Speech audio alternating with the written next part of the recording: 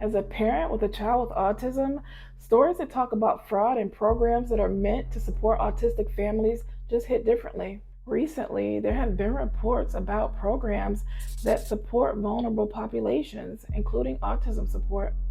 And it made me stop and think about something that's important.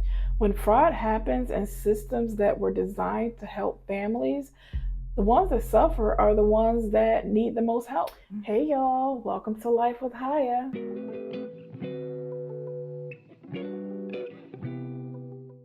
So, according to reports from several news outlets, investigators have been looking into cases where providers allegedly billed Medicaid or other state programs for services that may have not even been provided. Federal agents stormed through the doors of Smart Therapy, loading boxes of evidence. What they found inside that winter led to today's charges.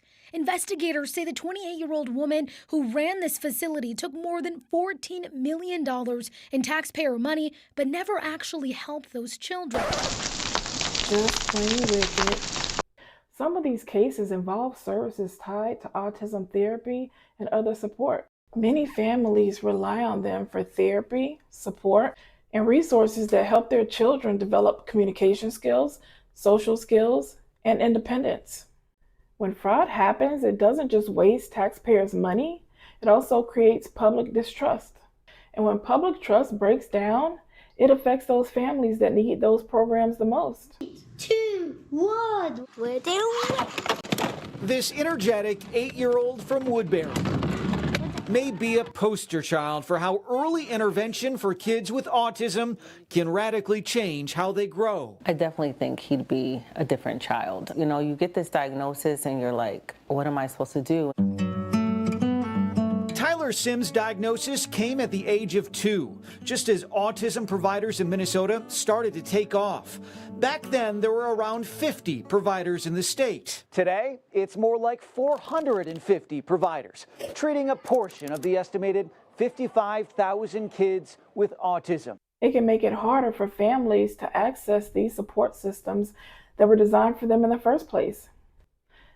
As a parent raising a child with autism, I understand firsthand how every child is different in their needs. Some families rely heavily on therapy programs and support services, and these services help their children learn and grow. And that's why stories about fraud is especially frustrating when you're talking about special needs children. So at the end of the day, accountability matters, especially in systems that distribute public resources. This really does make you think, if this level of fraud is happening in Minnesota, what about the other states? Just know that the vast majority of families receiving these services, they just want their children to thrive. Protecting these programs while ensuring that they're used properly helps to make sure support is there for those who truly need it. I just couldn't let this story go by without giving my 2 cents. Thank you so much for watching. Remember to give yourself grace, and I'll talk to you later. Bye.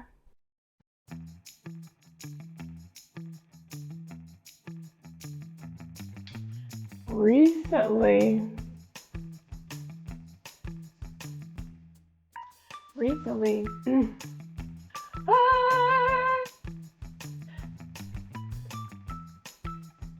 I just need like 5 more minutes before you come to see me, officer.